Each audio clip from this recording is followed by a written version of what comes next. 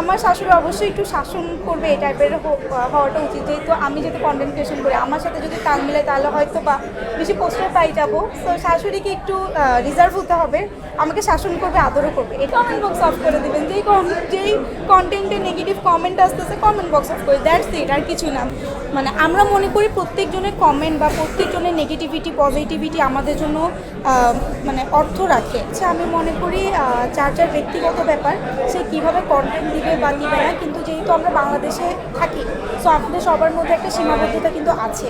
So আমরা জানি কোন জিনিসটা মানুষ রং বলে, কোন জিনিসটাকে মানুষ রাইট বলে। লাইক আমারও অনেক কন্টেন্ট আছে যেগুলো হয়তো বা কিছু মানুষ পছন্দ করে না বা কিছু মানুষ পছন্দ করে।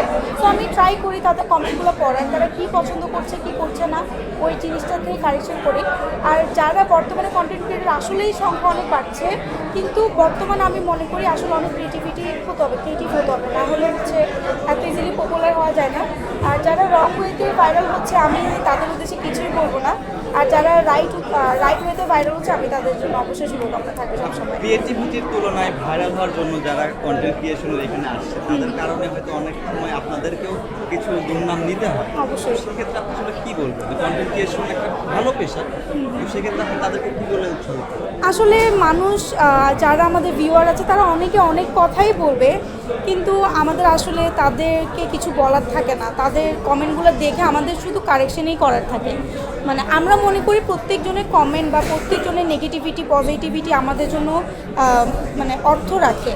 বিকজ তাদের কমেন্ট দেখেই আমরা কারেকশনটা বুঝি। আর যারা হচ্ছে মানে উশৃঙ্খলতা করছে বা যাদের ভিডিও দেখে আমাদেরকে এসে কমেন্ট করছে, আসলে তাদেরকে কিছুই বলার নাই। তাদেরকে এটা বলবো যে আপনারা আসলে ভালো করে আমাদের ভিডিওগুলো দেখেন, তারপরে হচ্ছে জাজ করেন। আপনি তো চাই এখনকার হচ্ছে সময় আমরা দেখি, বিশেষ করে নারী কন্টেন্ট ক্রিয়েটরদের কমেন্ট বক্সে গেলে অনেক ধরনের বিদ্রুপ মন্তব্য পাওয়া যায়। এই বিদ্রুপ মন্তব্যগুলো কাটিয়ে নিজেকে রিফ্রেশ রাখা কীভাবে? কমেন্ট বক্স অফ করে দিই, কমেন্ট বক্স অফ করে দেবেন। যেই কন্টেন্টে নেগেটিভ কমেন্ট আসতেছে কমেন্ট বক্স অফ করে, দ্যাটস ইট, আর কিছু না। বেশি খারাপ লাগলে ব্লক করে দিব, একটা ফলোয়ার কমলেও কিছু হবে না। যদি একটু আমি পার্সোনালি যাই, পার্সোনালি আপনার মন্তব্যগুলো নিচ্ছি। আমরা এখনকার সময় সবচেয়ে বেশি দুটো কমন শব্দ শুনি, হচ্ছে বয়ফ্রেন্ড গার্লফ্রেন্ড। এই দুইটা শব্দের ডেফিনিশনগুলো একটু বলবেন। এখনকার সময়ে দেখেনি তো, কল দেওয়ার যেহেতু আমি নেই, তাদের বয়ফ্রেন্ড গার্লফ্রেন্ডের রিলেশনশিপগুলো কী টাইপের হয় আপনারাই দেখেন, আপনারাই জাজ করেন, আপনারাই বলেন কী হতে পারে বয়ফ্রেন্ড। আপনার কাছে হ্যাঁ, বয়ফ্রেন্ড মানে আমার কাছে ভালোবাসার মানুষ, ভালো রাখার মানুষ, যে আমাকে ভালো রাখবে, ভালোবাসবে। যে আমার বয়ফ্রেন্ড গার্লফ্রেন্ড বা গার্লফ্রেন্ড ওয়ার্ডটাকে বউ হিসেবে রূপ দিবে, এটাই আমার কাছে বয়ফ্রেন্ডের মানে।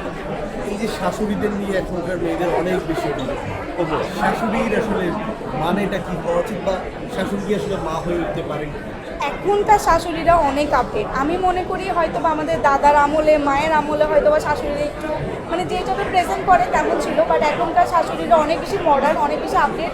তারা আই গেস ছেলের বউদেরকে নিজের মেয়েদের মতো করে দেখে। আই থিঙ্ক এটা চেঞ্জ হচ্ছে, সো শাশুড়িরা নিজের মায়ের মতো হচ্ছে। আপনি কেমন শাশুড়ি?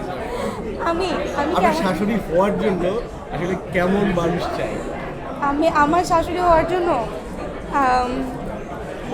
আমার শাশুড়ি অবশ্যই একটু শাসন করবে, এই টাইপের হওয়াটা উচিত। যেহেতু আমি যদি কন্টেন্ট ক্রিয়েশন করি, আমার সাথে যদি তাল মিলাই তাহলে হয়তো বা বেশি পোস্টার পাই যাবো। তো শাশুড়িকে একটু রিজার্ভ হতে হবে, আমাকে শাসন করবে, আদরও করবে। করেন যা খুশি তা করেন, ভালো ওয়েতে করেন, মানুষ যেটা দেখতে পছন্দ করে ওইটা করেন, পজিটিভ ওয়েতে কাজ করেন, ইনশাল্লাহ আপনাদের জন্য শুভকামনা রইল। যারা হচ্ছে সো কল্ড